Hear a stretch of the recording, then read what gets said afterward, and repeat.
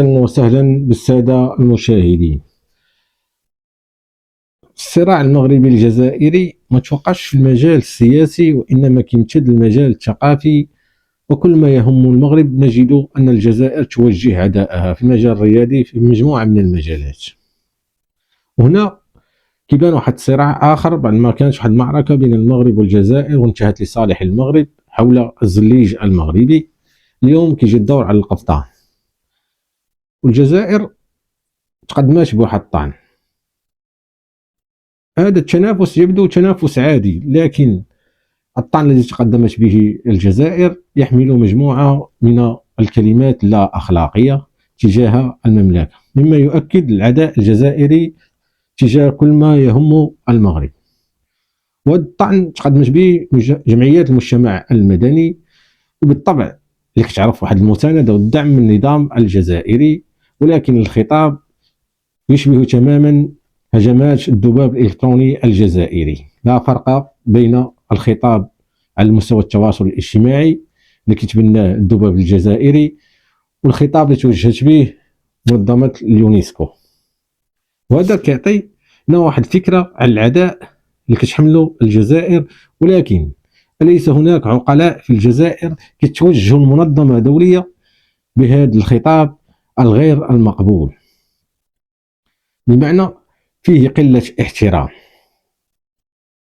المغرب هو بدوره لم يقف مكشوف الأيدي، وضحد هذا وكذب هذا الطعن بالأدلة وليس بالكلام الفارغ وبالسب وغيرها من الكلمات الغير أخلاقية، ولكن بالأدلة الموثوقة، وأثبت بتوقيع المهنيين والورشات، وأكد بأن القفطان هو ملك للمغرب وللمغاربة.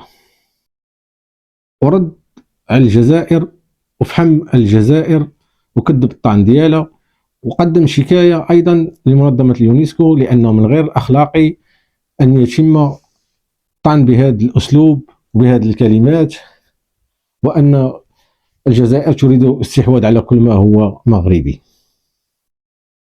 والمغرب كان ذكي، استعمل حتى الأرشيف الجزائري الذي يؤكد بأن القفطان مغربي وقدمه كإثبات، بمعنى الجزائريين أنفسهم يعترفون بأن القفطان مغربي، وكان ذلك قبل وصول تبون وشنقريحة إلى الحكم، مما يفسر انتهاج الجزائر سياسة العداء ضد المغرب. أما النقطة الثانية التي سوف نتناولها هي إلغاء الزيارة المرتقبة للرئيس الجزائري تبون عبد المجيد إلى إسبانيا. وخرجت مجموعة من وسائل الإعلام الجزائرية تتأكد هذا الخبر، ولكن ولو بصفة غير رسمية بدأت تشير إلى إلغاء هذه الزيارة بسبب تقارب المغرب وإسبانيا. وما خرج عن اللقاء رفيع المستوى بين المغرب وإسبانيا، حيث جعل بعض الصحف تقول وتؤكد بأنه دونت بنوده بأنامل مغربية.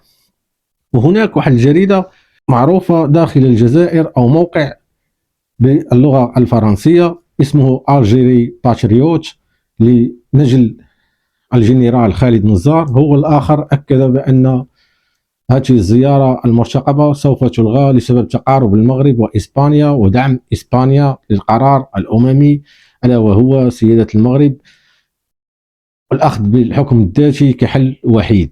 وهذا الشيء ما كتقبلوش الجزائر، وخلاها كتعيش واحد العزلة دبلوماسية. ولا بد من إشارة إلى ما قاله وزير الداخلية السابق في إحدى القنوات الفرنسية على إثر لقاء على قناة BFM، حيث قال برونو روتايو الوزير الداخلية السابق بأن الجزائر نظام ديكتاتوري ويكون كامل العداء إلى المغرب، مما جعله يعيش في عزلة دبلوماسية. والدليل ما وقع يوم 31 أكتوبر لأكد هذه العزلة، وحتى أصدقاء الجزائر لم يعودوا يثيقوا في النظام الجزائري لأنه يبني سياسته على العداء ولم يعد ذلك الشريك الموثوق.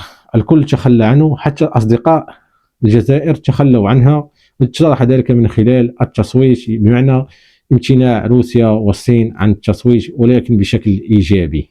وهذا اللي تطرق ليه وزير الداخلية السابق برونو روتايو، وأكدوا من خلال هذا اللقاء والسلام عليكم ورحمة الله تعالى وبركاته.